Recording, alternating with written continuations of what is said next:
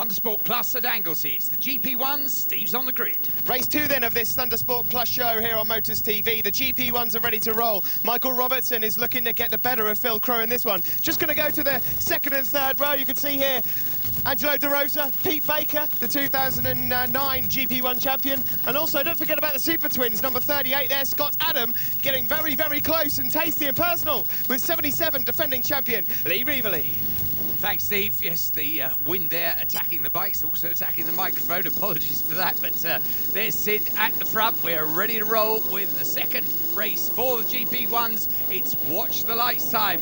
Michael Robertson away from pole position down towards the first corner target, but look at the start made once again by Ian Mackman, just on the inside of Robertson. Robertson, though, could hold the line, but look at Phil Crowe, up the inside. Phil Crowe leads. Classic block pass there from Phil Crowe. I think Robertson thought he had that one sorted. It's a great advantage if you can get around the outside into turn one, then you do have that inside line going into the banking, but he was not anticipating the arrival of Phil Crowe, defending champion, who now leads. Yeah, I think Robertson and Mackman definitely had eyes only for each other there. And Crowe, well, he only had eyes for the front. Should mention that Peter Baker had a DNF right at the very end of the earlier race, but once again got a fairly good start. There we see, there he is just behind Joe Morris. Yes, and I mentioned to Alex Heaton as well of Night Road Racing. Robin had a nasty crash at Club Corner in the wet conditions, and he's fairly severely bruised around his pelvis area, and well, he's lucky to be out there. Yes, it was a very quick and unpleasant crash indeed, but as you say, Alex is made of tough stuff, and there we see Peter Baker, tough stuff as well, but up the front, snaking under braking for the banking is Phil Crowe in the lead, and Michael Robertson just clinging on to second place there as Ian Mackman just essayed a little look up the inside. And Joel Morris, another good ride from him in fourth place at the moment, just ahead of Peter Baker. Yeah, it's been a while since we've seen a Super Twin up in the top five. I think Lee Reevely at Cadwell Park last year, his local circuit, was the closest we've seen. Before that, of course, Francis Williamson won a race outright on a Super Twin back at Donington first season, I believe. But Phil Crowe here doing just what he did in race one, really. He's pulled away from the pack on his GP1 machine. Away he goes. Robertson second, Mackman third. Morris there. Baker now is closed in on Morris. And after that crash in race one, boy, oh boy, does he need some points. Angelo De Rosa within firing range, just behind the pair also. Leaders down through the corkscrew. Lovely stretch of circuit this. There's nothing quite like it on any other British circuit. I suppose if you could squidge up Craney Curves at Donington, it might come close, but it really is one of the unique features of this lovely circuit on Anglesey. Oh, and a lovely move there from Ian Mackman on the inside.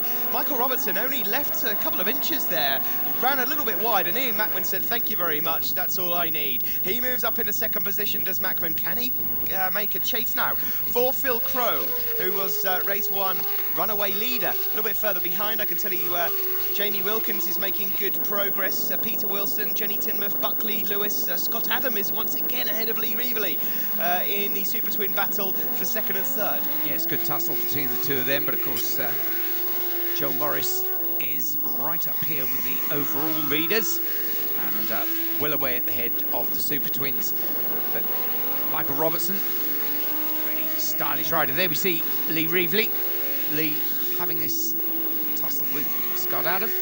Yes, he's sponsored by E2E Solutions, and he's chasing Night Road Racer Scott Adam at the moment. There'll only be a couple of points, I think, between them if things stand as they are before they head into Cadwell. And look how Ian Mackman has pulled back Phil Crowe at the front, and Michael Robertson only needs to find a couple of yards more, and he may well be up there in the running for a win as well. Yes, these GP1 races, of course, longer than most on the Thundersport GB bill, along with the 600s. They get more laps, and it really does. I like the longer races. It certainly bridges the gap between any sort of club level racing and British Championship racing, and is what makes the Thundersport GB racing so unique. And it does give riders a chance to work past a few mistakes. And look at this, Ian Mackman has done that. He's worked his way past Phil Crowe. He's up into the lead, caught and passed, and Michael Robertson is champing at the bit there. He's all over the rear tyre of Phil Crow. Oh, I'm not sure if Phil Crow's got any problems or not. He was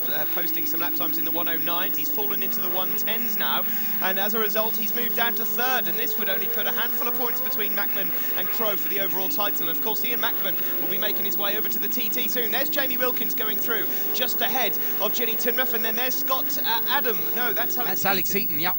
And the leaders, now look at this, Michael Robertson having got past Phil Crow, as we saw. You can only imagine Phil is wrestling with some problem. He's a doughty competitor. He doesn't give up places easily, but they rode past him, and Phil, I think, is probably working as hard as ever he's worked on that bike, simply to maintain, yeah, you can see him looking there, simply to maintain that third place. He knows that one of his closest rivals, Peter Baker, is fourth behind him. We have to remember, of course, this is one of the most competitive championships. I mean, the front end pace is matching that of British Superbike Evo, and Phil Crow had that big accident not so long ago. Maybe he's feeling the effects as this is the last race of the weekend. Peter Baker has just got, well, he's got past Joel Morris, and he is starting to pull back, Phil Crow here. Yep, and as you said earlier, it is desperately important after a DNF in the earlier race for Peter Baker to pick up some good points here. He will be eyeing the back of Phil Crow's leathers with great interest. Now we see further back down the field, number 21 going through there is Chris Barnes. Yeah, just had Scott Adam up ahead of him there. But, well, here we see Charlie Flett just being lapped by Michael Robertson, the Scotsman, who's had a fabulous weekend, certainly his best weekend to date with Thundersport GB. Crow there in third position. A bit further back, there's Wilkins and Alex Heaton battling it out for the remaining Superstock positions. Jamie Wilkins, of course, current Street Fighter A champion. There's Jenny Tinmouth, and Shea Burton's in the mix also. And then the Super Twin battle just a little bit further behind. Greg Lewis, experienced rider, also in and amongst the top 10. Well, it's been a fantastic hot pace up the front. Ian Mackman at the moment leads it from Michael Robertson. There he is, number 99 in second place, and we could just see Phil Crow is dropping away, but more to the point, Steve, Peter Baker closing mightily on Phil Crow. He could just nick that third place before the end of this. Yeah, 2010 champion versus 2009 champion, and well, it's quite a surprising statistic and not one that comes off often. This would be Peter Baker's first podium of the year.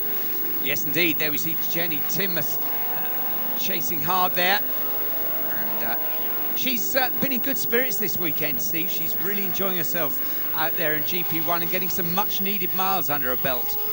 Yes, it's been very difficult for her so far this season, and well, all the miles she can get, certainly she'll get enough of them with Thundersport GB. Good to have her out on the grid with us again. Of course, she's won a few Formula 600 races with us, but well, what can you say about Ian Mackman here? He's going to go to the TT, and we wish him the best of luck, of course, with that. But brilliant stuff from him to get past Phil Crow, pull away from the threats of Michael Robertson. And Ian Mackman, not only does he extend his championship lead in the Superstock Thousands, but he closes up the gap to Phil Crow. And there's been a right old battle behind. We could see Sid with the flag out there. Ian Mackman takes the win. Michael Robertson crosses in second. But it is going to be Peter Baker, who just at the end there gets up into third. And that will put a smile back on the Peter Baker visage. He needs a bit of a smile after his troubles over the first few rounds. Ian Mackman the win, Michael Robertson second, Peter Baker third, Phil Crow fourth, Joel Morris fifth. And there we see Ian Mackman being flanked by Michael Robertson and Peter Baker. In the standings, well, Phil Crow still has it from Ian Mackman. Mackman Robertson third, Peter Baker fourth, Alex Heaton fifth, and John Ingram in sixth place. And on the podium, well, for the Superstocks, there we see Ian Mackman in between Michael Robertson and Angelo De Rosa. There's the standings. Mackman leads them from Alex Heaton, Angelo De Rosa, Jamie Wilkins fourth, Michael Robertson fifth, and Mark Newland in sixth. And finally, in the Super Twins, there we see Joel Morris ahead with Scott Adam and Lee Reevely, and in the standings, Lee Reevely just with that 2-point advantage over Scott. Then Les Liney third, Lee Powell fourth, Joel Morris fifth, and Charlie Flett sixth. Third place in the Morello Services GP1. Peter Baker, Pete, good to have you back on the podium again. It's been a bit of a nightmare start to the season. Yeah, I really don't know what to say. I'm so pleased to just be on the podium with sort of just having such a run of whether it's bad luck or we're not getting the bike set up properly, but we've changed Pirellis this year. I'm convinced we can go well on the Pirellis, but we just I keep crashing the front, but today we'd made a change and go for crashing on the rear. So we had a high side this morning. Made some changes again. Bike felt really good, as it did this morning, in fairness. Just hope this is the start of things to come. Well, yes, good luck to you at Cadwell, because that might be where things start turning around. Yeah, we need a change of fortunes, perhaps, but you just got to stick with it, and I'm sure it'll all come good in the end. All right, well done to you, Pete. We'll move on to Michael Robertson. Michael, it's been a pretty good weekend for you. You can't really complain at the results you've had this weekend. Yeah, I mean, I wasn't expecting this, to be honest. Never been here before, so I came a blind eye. But yeah, Friday went not too bad. Enjoyed yesterday in the rain, but today has just been unbelievable. I wasn't expecting this, and on the podium twice. Very happy with that, and the racing is so quick and very friendly guys here. And also, just like the fact my sponsor Kevin from Carney's Auto Centre, girlfriend Amy, and all the rest of the team. No worries, well done to you, Michael, and hope to see you on our podium again sometime soon. We'll move on to Ian Mackman now. Ian, winner of the Superstock 1000 race, winner overall in the GP1s, Kemtile Suzuki.